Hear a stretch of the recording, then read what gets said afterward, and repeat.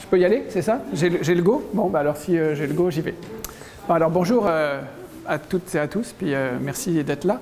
Donc moi je suis bien content d'être là aujourd'hui. Là, j'avais rencontré, ils ne sont pas là dans la salle, mais j'avais rencontré les organisateurs à Chicoutimi, je me souviens, en février ou mars dernier, dans un autre CCTT, là, le Centre géomatique du Québec. Puis on avait discuté, puis c'est suite à ça qu'ils m'avaient demandé de venir parler.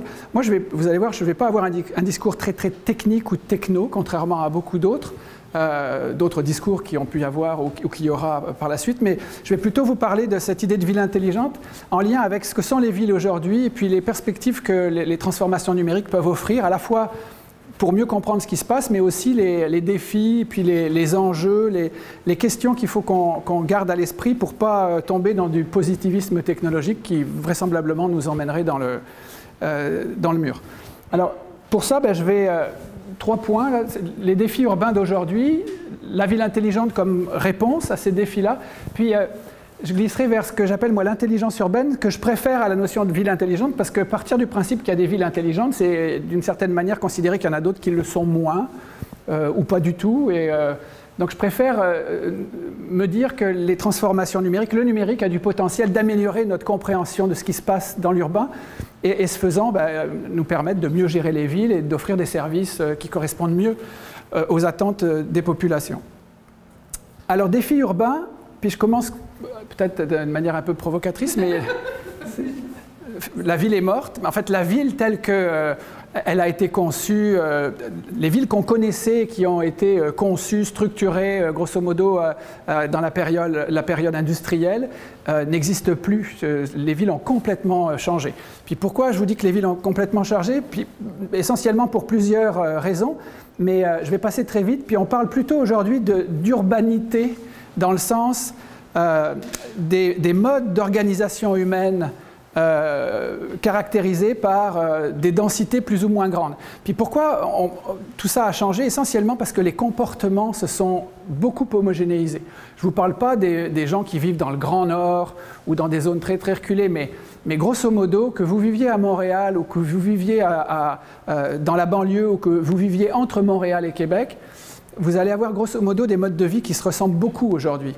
Ce qui n'était pas le cas il y a encore 20 ou 30 ans, où on opposait systématiquement la ville et la campagne, à la fois parce qu'on y vivait très différemment, on y exerçait des métiers, des professions très différentes, ce qui n'est plus le cas aujourd'hui. La part, par exemple, des populations rurales agricoles est devenue minime, alors qu'elle était majoritaire il y a encore 20 ou 30 ans. Donc tout ça a transformé beaucoup la ville, puis vient à ajouter un peu de complexité. Puis c'est pour ça que on considère aujourd'hui qu'on parle plutôt d'urbanité, puis qu'on caractérise par un certain nombre de caractéristiques, de variables que je vais passer très rapidement, mais qui sont importantes dans la notion d'intelligence urbaine et de compréhension des phénomènes des villes, puis pour lesquelles les innovations technologiques peuvent apporter des réponses intéressantes. C'est d'abord les densités, c'est-à-dire que les sociétés humaines qui se regroupent pour vivre et occuper le territoire vont être plus ou moins densément organisées. Donc ça va nous permettre de caractériser différents, pas granularités, mais gradients d'urbanité, des très denses aux moins denses. Puis c'est un enjeu majeur. La diversité, c'est un autre élément. On le voit bien, regardez un peu les résultats d'élections, mais souvent les résultats d'élections sont très liés à des zones caractérisées par des densités, des diversités assez tranchées et différentes. Puis on a aussi la question de l'altérité. Puis les villes aujourd'hui, beaucoup sont caractérisées par des tensions ou des oppositions liées à cette notion d'altérité. La notion de réseau. Nos villes fonctionnent en réseau à l'interne. Puis quel que soit le niveau de granularité auquel on va observer les villes, on va se rendre compte que l'essentiel des dynamiques s'organise autour de réseaux. À l'intérieur d'une ville, ça va être des réseaux de quartiers, à l'intérieur du quartier, des réseaux de lieux. Les villes entre elles sont réseautées à l'échelle d'une province, d'un pays, à l'international. Puis je reviendrai sur cette notion-là, qui est une notion importante. Les mobilités sont aussi des éléments qui caractérisent les urbanités. Je me demandais si une photo précédente était une vraie photo, mais là je vois que c'est pas toutes les vraies photos. Non, mais celle précédente, c'en était une vraie par contre. Oui. Celle avec la densité, là? Ah non, non. Celle avec l'altérité. Ah non, non, c'est une véritable photo. C'est dans une ville d'Amérique du Sud, je ne sais plus laquelle, au Brésil, je crois. On a vraiment, et puis il y en a de nombreuses des situations comme ça. Vous avez un mur qui marque la distinction entre des quartiers très riches, puis à côté la pauvreté. Bon, alors, les villes aujourd'hui se caractérisent... Bon, ces urbanités-là se caractérisent aujourd'hui aussi beaucoup, ou plus exactement sont confrontées aujourd'hui à, mais pas que les villes, nos sociétés, à des transformations numériques. Puis là, ce n'est pas à vous que je vais l'apprendre, vous êtes tous des spécialistes, bien plus que moi, de tout ça, mais on peut passer rapidement, puis je vais le faire rapidement.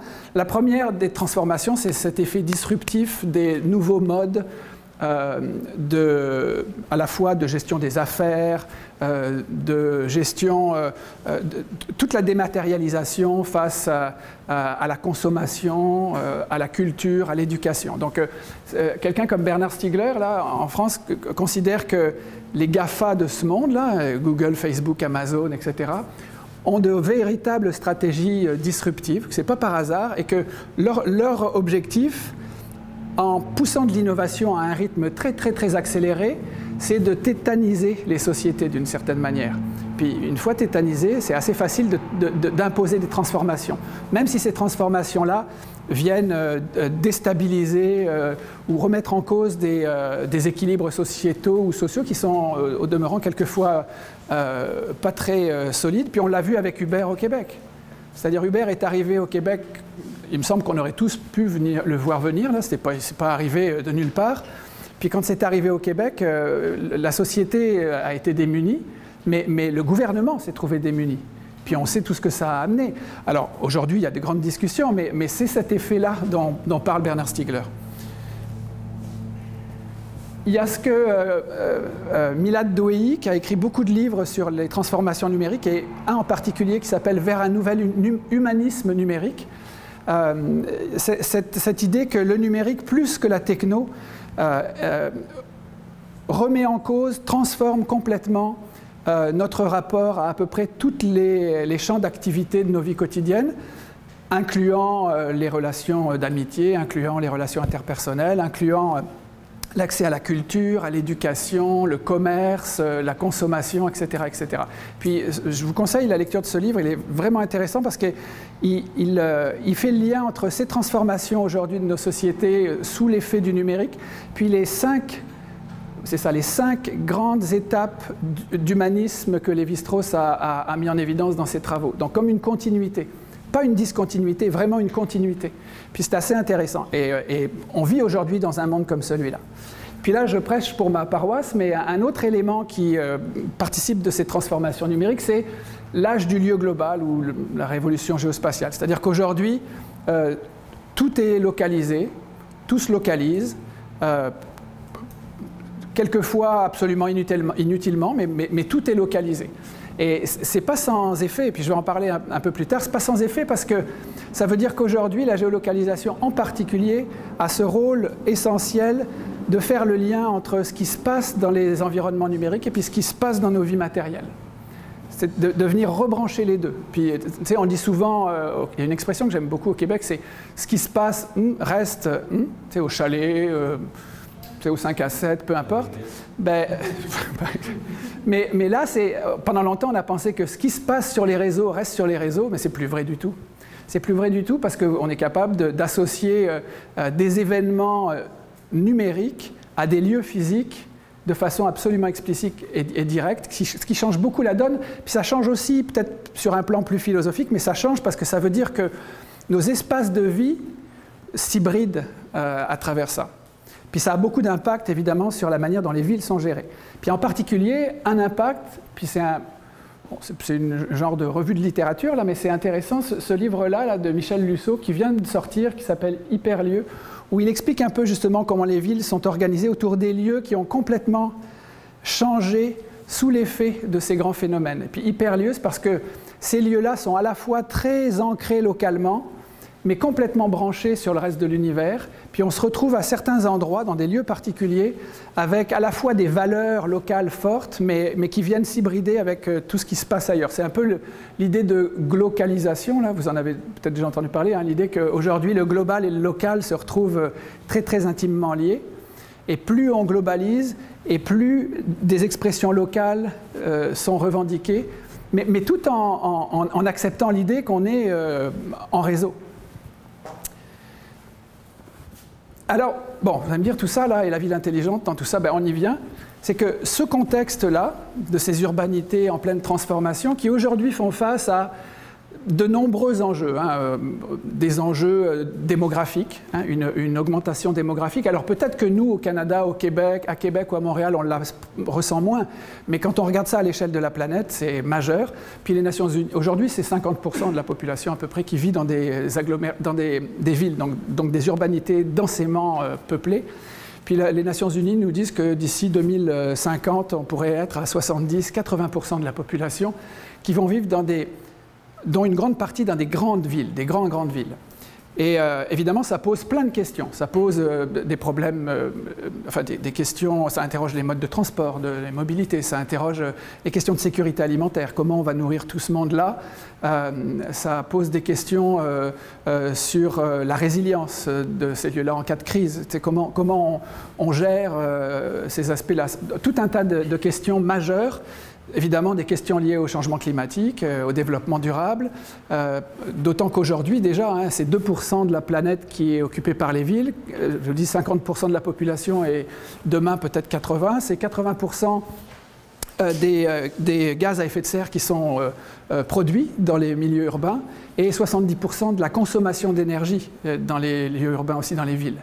Donc c'est majeur, on ne peut pas faire comme si ça n'existait pas. Et donc, face à tout ça, il y a des IBM en particulier, qui est dans une autre salle, là, mais ce n'est pas les seuls, se sont dit, ben, c'est pourquoi on n'utiliserait pas la technologie. Et puis, ils ont lancé leur grand programme autour de, je ne sais plus, ça s'appelait Smart World ou je ne sais plus, mais l'idée, c'était d'utiliser la technologie pour nous aider à intégrer et à améliorer l'efficience de nos systèmes. Et puis, derrière ça, ils ne sont pas fous, hein, ils se sont dit, face à ce marché énorme que ça va représenter, c'est un marché extraordinaire.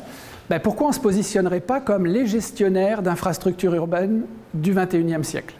Parce qu'au fond, c'est ça. Si jamais la technologie permet d'intégrer de façon un peu systémique l'ensemble des infrastructures urbaines, de transport, d'alimentation en énergie, d'assainissement, etc., parce que c'est un peu ce qui se fait, comme première approche de la ville intelligente sur l'aspect efficience, mais on va être les gestionnaires de ces infrastructures-là. Puis là, c'est un marché pour quelques décennies. Donc c'est normal, c'était une stratégie assez gagnante. Donc c'est vraiment partie des entreprises. Puis après, évidemment, le bon côté des choses, c'est que tout le monde s'est mis à parler beaucoup de villes intelligentes. Ça fait 8-9 ans là, que les municipalités, les villes s'en servent à la fois comme outil ou comme moyen de marketing territorial, de se démarquer, mais aussi comme nouveau modèle de développement économique. À Montréal, c'est très clair. Ce n'est pas que le développement économique, mais quand on voit les moyens et puis l'intensité qui est mise, par exemple, autour d'InnoCité, bon, à Shawinigan, c'est le DigiHub, enfin il y en a le Camp à Québec. Donc ce modèle de start-up là, sur lequel vient s'ancrer le développement économique poussé par les villes localement, c'est aussi une émanation de tout ça. Alors c'est difficile de donner une définition de la ville intelligente parce qu'il y a à peu près autant de définitions que de gens qui ont bien voulu faire l'effort d'en donner une. Puis on entend parler de tout un tas d'acronymes différents. Là, je vais vous faire je vais pas passer là-dessus, mais vous les connaissez. Là, il y en a vraiment beaucoup. Mais l'idée, puis ça c'est une approche un peu personnelle liée à des travaux qu'on a fait avec des étudiants, mais quand on regarde un peu tout ce qui est écrit et fait autour de la ville intelligente, on se rend compte qu'il y a 4 composantes essentielles, d'accord ? 4 composantes essentielles liées à des enjeux auxquels les villes sont confrontées, puis que j'ai évoqué précédemment. Le premier, c'est vraiment cette idée que cette composante numérique de la ville intelligente qui permet d'envisager la ville à travers l'intégration des systèmes et des infrastructures. Donc c'est la recherche d'une efficience des infrastructures, c'est de l'ingénierie urbaine. Mais de l'ingénierie urbaine 4.0, enfin, de l'ingénierie urbaine qui appuyée par les transformations numériques, l'idée que, par exemple, à Singapour, on est capable aujourd'hui de gérer de façon fine les enjeux de trafic parce qu'il y a une espèce de war room qui permet aux opérateurs d'aller augmenter par exemple la durée du feu rouge à un endroit de façon à en aval permettre au trafic d'évacuer un peu, bloquer les bus à cet endroit-là. Ils savent combien il y a de personnes qui rentrent, qui sortent, donc ils vont rajouter une ligne ou une rame s'il faut, ils vont diminuer la vitesse d'une, etc., etc. Donc ils jouent en temps réel, mais ça, ils peuvent le faire parce que, à travers leur interface, la gestion des feux de circulation, la gestion des autobus, la gestion des autres moyens, etc., tout ça est intégré. Bon. Avec des capteurs qui renvoient de l'information en temps réel et puis une capacité, un peu comme un système expert d'une certaine manière, où on a une analyse de la situation à travers des capteurs et une prise de décision, puis des actuateurs qui viennent porter une action, finalement. La deuxième composante, c'est cette idée d'ouverture. On parle beaucoup de données ouvertes, gouvernement ouvert, démocratie ouverte, et dans la littérature, les travaux autour des villes intelligentes, cette idée d'ouverture, de coopération, de participation, d'engagement des citoyens, elle est très très présente. C'est d'une certaine manière tirer profit aussi, mais pas que de la technologie, mais tirer profit de ces transformations et de cette nouvelle manière d'envisager la gouvernance pour revoir précisément l'articulation entre gouvernance des villes, participation du public et de tous les acteurs en règle générale, pas seulement du citoyen, parce que quand on parle du citoyen, c'est un peu, ça ne veut pas dire grand-chose, parce que est-ce que c'est un individu, une association, mais c'est les parties prenantes en général qui ont à s'engager. La troisième composante, c'est Milad Douei, dont j'ai parlé, là, qui a écrit pas mal de livres là-dessus, qui était un historien des religions, qui a mal tourné, puis qui s'est converti dans la sociologie du numérique, là, mais comme quoi, hein, ça mène à tout. Mais pour traduire smart, où ce côté-là, là, il disait, ben, moi j'aime bien l'idée de ville futée. C'est-à-dire une ville intelligente, c'est une ville futée, une ville qui va être capable de se servir de cette capacité de captation, incluant d'ailleurs l'idée de citoyen capteur, d'engager les individus comme des producteurs de données ou permettant de faire en sorte que tous les individus, les citoyens engagés, renvoient de l'information consciente du contexte, ben, capable d'apprendre, de partager et de construire des conditions favorables à l'apprentissage. C'est apprendre sur elle-même, puis aider les parties prenantes à apprendre sur les dynamiques de la ville. Donc c'est le côté un peu futé. Puis, tu sais, il y a plein d'exemples de crowdsourcing comme ça. Hein. Vous avez peut-être entendu parler, il y a plusieurs projets, mais il y en a un que je connais assez bien qui s'appelait la route Copenhague. Là, et donc à Copenhague, avec un labo du MIT, ils ont développé pas un vélo, mais une roue qui se met sur les vélos, puis avec tout un tas de petits capteurs qui permet on sait qu'à Copenhague, il y a beaucoup de cyclistes, et ils se sont dit, imaginez que tous les cyclistes soient capables de renvoyer en temps réel une information géolocalisée sur le niveau d'intensité sonore, la qualité de l'air, etc., etc., etc.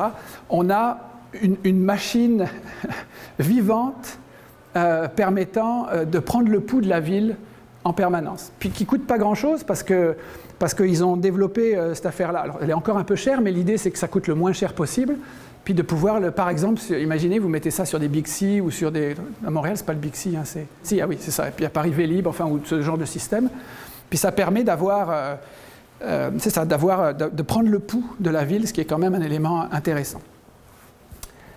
Et puis la dernière composante, c'est le côté ville sensible. Parce qu'après tout, quand même, il y a un grand enjeu dans les villes aussi qui est de construire des formes urbaines d'habitation, de consommation, de travail qui soient propices à l'épanouissement. Et donc, c'est l'idée de fabrique d'innovation urbaine. Puis là, ce qui est intéressant pour quelqu'un, moi je travaille sur les enjeux urbains depuis pas mal d'années, avant que l'on parle de ville intelligente, puis on voit réapparaître tout un tas de choses qui ont déjà été abordées. On parle par exemple d'urbanisme tactique, d'acupuncture urbaine, toutes ces approches plus sensibles de la ville qui permettent à la fois de regarder les enjeux de manière assez macro, mais d'avoir des interventions plus micro. Et donc là encore, se dire les ressources technologiques, les approches plateformes numériques qu'on peut mettre en place, plus transversales, plus intégrée, devrait nous permettre de mieux appréhender ce mode de fonctionnement réseau, justement, en particulier des villes. Bon. Puis ça, là, non, c'est pas ça. Ça, c'est c'est celui-là. Voilà, là, je voulais faire tata, parce que ça, j'ai fait ça hier soir, là. Puis la semaine dernière, j'étais à Montréal dans une école d'été d'un projet avec des collègues de McGill. Puis on avait beaucoup d'étudiants à travers le Canada. Puis le thème de l'école, c'était est-ce qu'une ville intelligente peut être une ville juste? Donc c'était vraiment l'idée de regarder en quoi la Smart City peut être peut permettre d'atteindre plus de justice sociale. Puis il y avait des gens, vous les connaissez peut-être, d'Open North, qui est un organisme qui milite beaucoup pour l'ouverture des données, etc. Et on a discuté avec eux, puis on s'est dit, c'est quoi les piliers de la ville intelligente? Puis quand on a abouti à ça, en se disant, ben, il y a le côté évidemment smart qui reprend numérique, futé, puis il y a le volet ouvert. Mais pourquoi on ferait ça? On ferait ça parce qu'au fond, ce qu'on veut, c'est que face à ces transformations et aux grands enjeux auxquels les milieux urbains sont confrontés, on veut plus d'inclusion. Clairement, on veut tous plus d'inclusion. Puis inclusion, c'est ce matin à la conférence qui m'a précédé juste avant le dîner.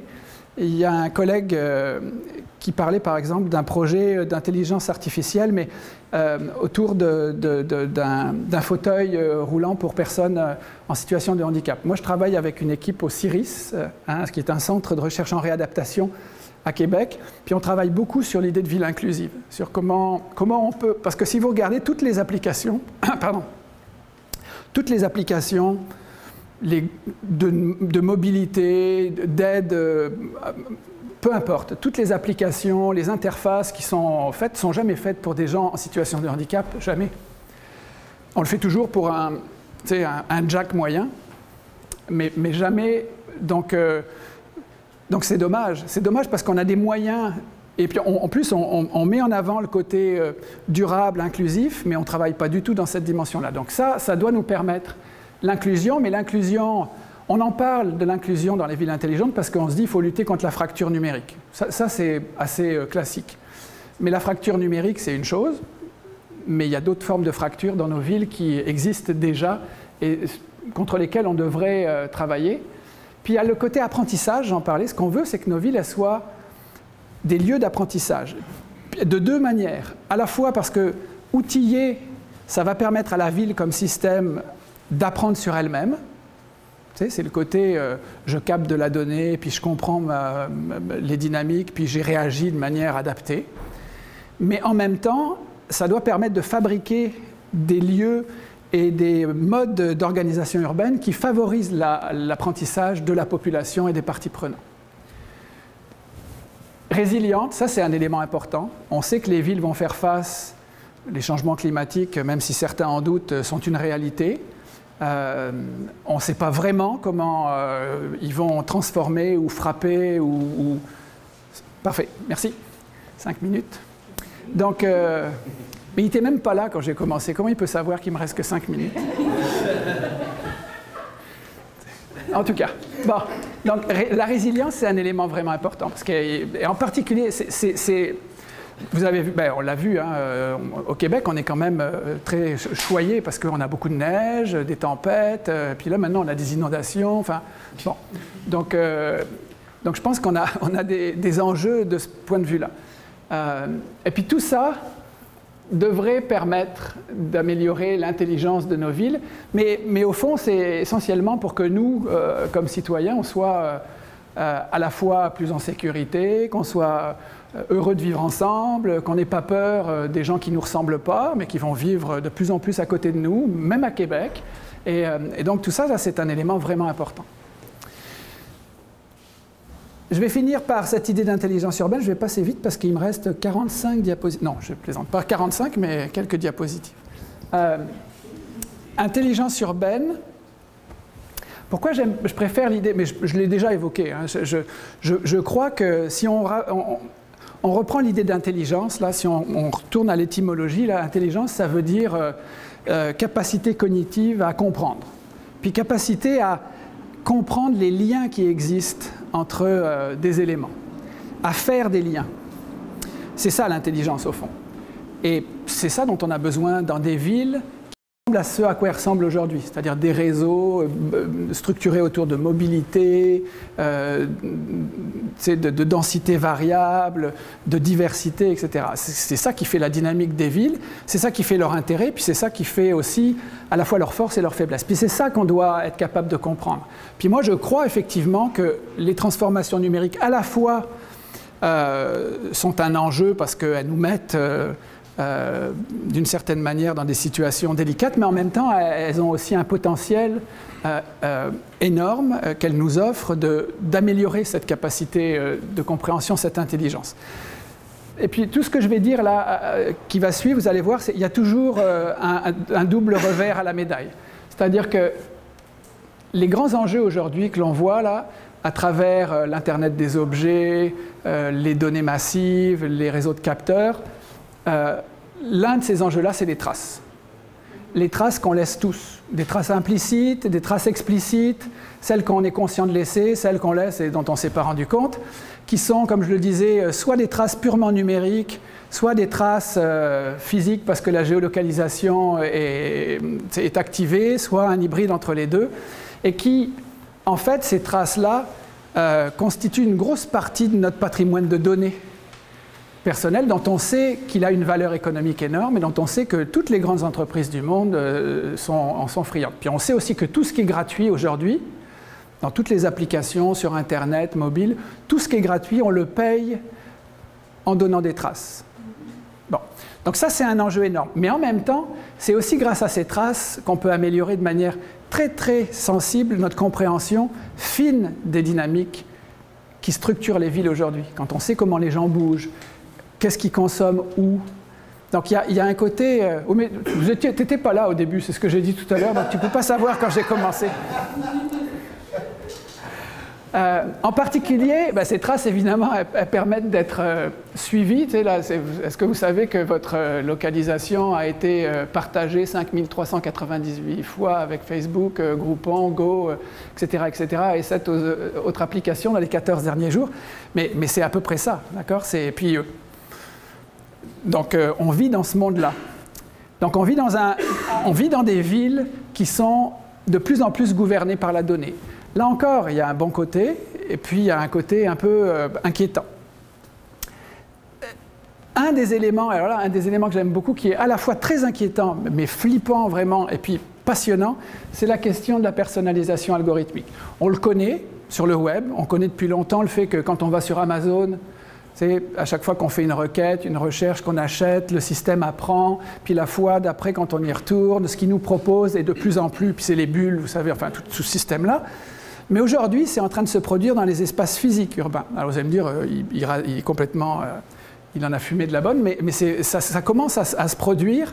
C'est le début. Ça se passe beaucoup, par exemple, dans les centres commerciaux, dans les magasins. Il y a de plus en plus de magasins qui utilisent cet aspect-là, c'est-à-dire qui vous détectent à l'arrivée, qui reconnaissent que vous êtes un client ou une cliente, et qui demain, avec l'objectif d'améliorer l'expérience client, vont être capables, une fois qu'ils vous ont repéré, de dire « Oh madame, et la semaine dernière vous êtes venue, comment vous va cette jolie petite robe que vous avez achetée, par exemple ? Est-ce que vous êtes contente? Est-ce qu'on peut vous aider, etc. etc. » Donc on est là-dedans. Et puis, si vous connaissez Moment Factory, puis d'autres entreprises comme ça, dans l'événementiel, on travaille beaucoup comme ça aujourd'hui, à personnaliser les lieux, parce qu'on est capable de détecter qui est là, avec qui, et puis demain, on va être capable de reconfigurer d'une certaine manière des lieux urbains, la publicité qui va s'afficher, la musique qui va passer, pourquoi pas les odeurs, etc. etc. Le pont Jacques-Cartier va refléter l'humeur de la ville. Par exemple, mais vous avez vu ce que Moment Factory a fait, là, je crois que c'est sur le bâtiment de l'UQAM, là, ou est-ce que c'est là où il y a une chose comme ça, où les couleurs changent en fonction... C'est ça, en fonction des tweets et des choses comme ça. Oui, c'est exactement ça. Mais contractant, c'est lui qui a fait les algorithmes pour traiter le big data, pour renvoyer ça aux machines de D'accord. Réalisation Inc. Et vous êtes, c'est quoi comme... Réalisation Inc. OK, vous travaillez avec les gens de Moment Factory. Vous avez des questions. OK. Mais c'est pour ça que... Non, mais c'est bien, mais ce que je... Et puis ça montre... Ça illustre parfaitement, c'est-à-dire que moi je suis allé, parce qu'on a un projet de forêt intelligente dans ma faculté, là, à la forêt Montmorency, où on veut transposer un peu les approches de ville, mais à la forêt. Puis on est allé les voir, Mobile Factory, on va sans doute travailler avec eux. Quand on voit les projets qu'ils font, c'est fascinant.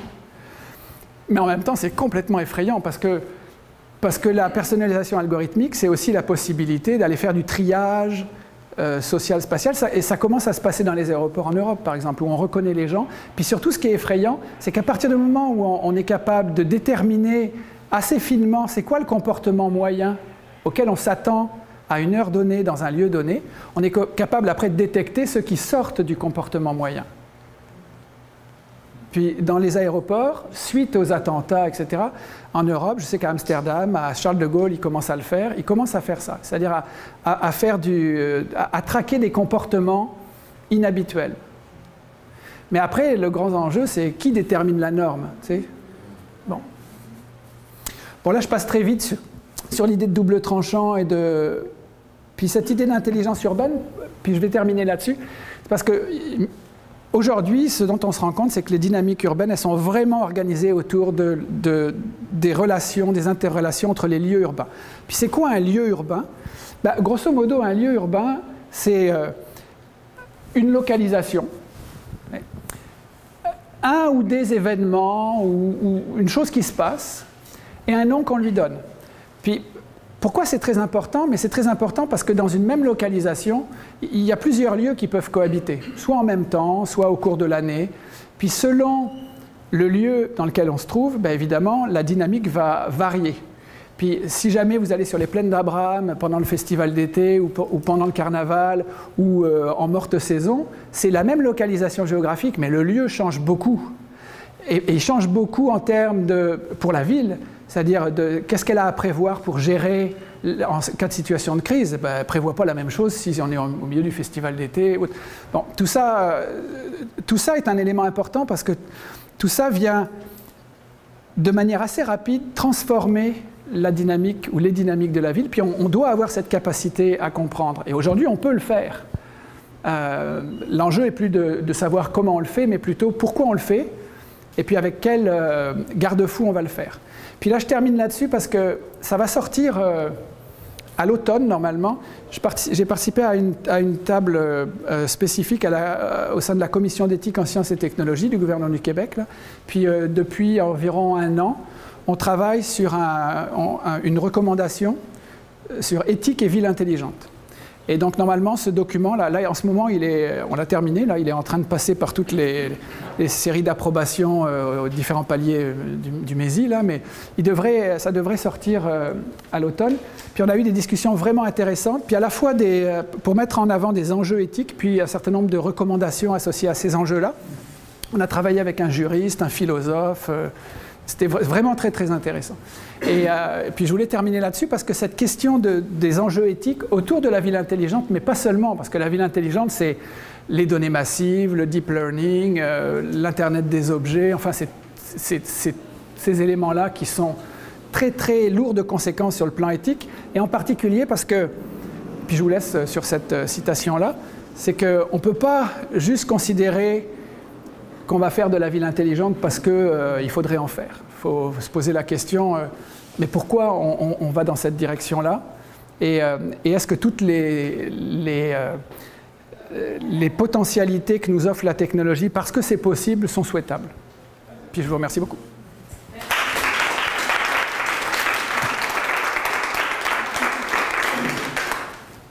Questions, commentaires? Oui.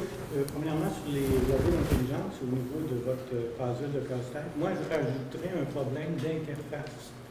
Oui. D'ailleurs, la citation du fond, il faut comprendre que c'est une première interface d'un aspect des flux de la ville, parce qu'on regarde les activités sur les tweets, etc., ainsi que le trafic, les saisons, la politique et tout.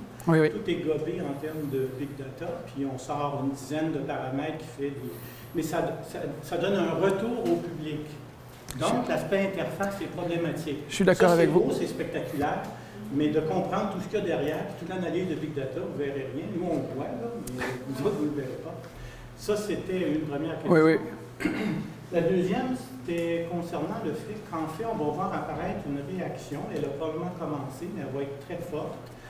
C'est le fait de comparer, quand vous parliez qu'on suit les gens pour voir leur comportement, il y a deux aspects de biométrie, hein, la mesure des activités, des gestes et de l'allure, des caractéristiques. Il y a la biométrie standard et la biométrie douce. Nous, on fait beaucoup de biométrie douce. C'est quoi ça? On n'identifie pas la personne. Oui, oui.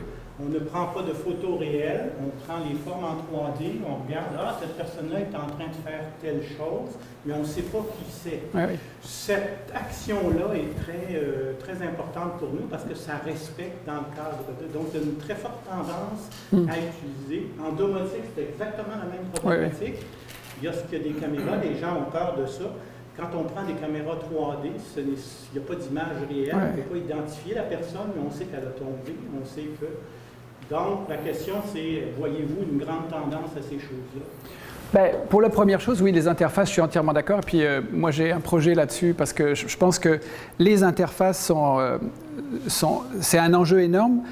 Parce qu'en particulier, puis c'est l'aspect qui me semble important et intéressant de mon point de vue, là, c'est que les interfaces sont ce qui va permettre de faire le lien entre la composante numérique et puis les composantes physiques de nos vies. Puis on est en permanence.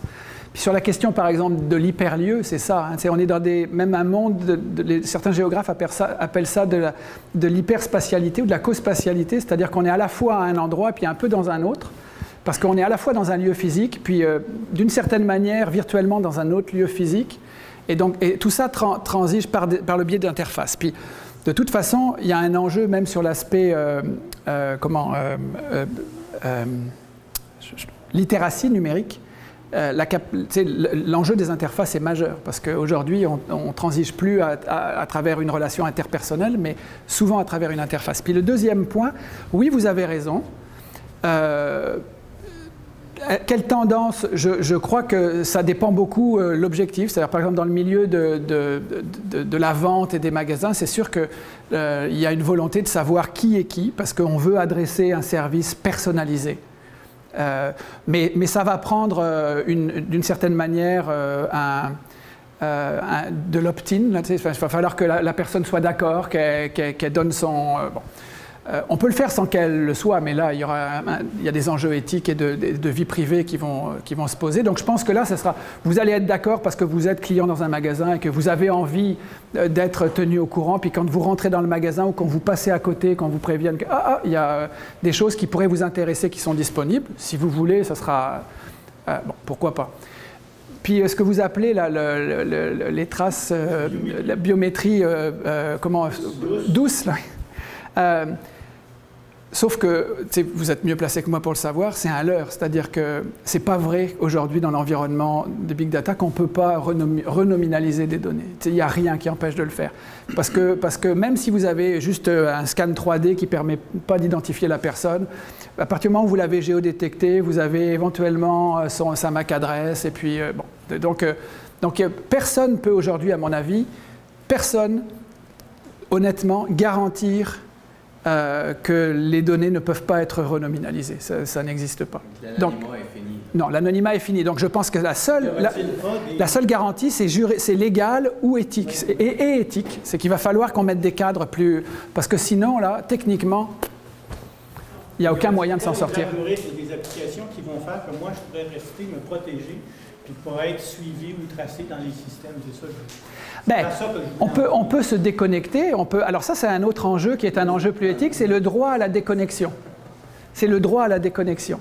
Mais ce n'est pas si évident que ça, parce que dans un environnement où tous les services publics, par exemple, nécessitent de transiger par des voies numériques, si vous êtes déconnecté, c'est quoi le côté inclusif? C'est quoi votre capacité à rester inclus dans le... Donc ça, c'est un vrai enjeu. C'est comme d'ailleurs, on en a parlé un peu, et puis je termine là-dessus, la semaine dernière, sur la question du citoyen capteur.